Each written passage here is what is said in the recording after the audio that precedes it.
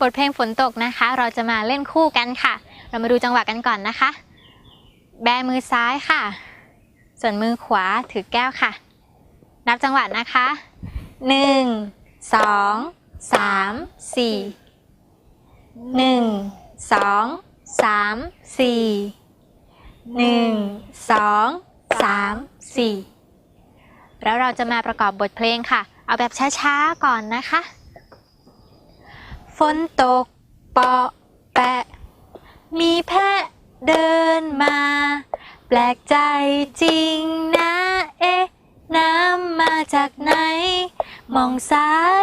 มองขวาไม่เห็นจะมีอะไรนี่มันน้ำอะไรตกลงมาเปาะแปะแล้วเราก็จะมาเพิ่มจังหวะให้เร็วขึ้นกว่าเดิมค่ะ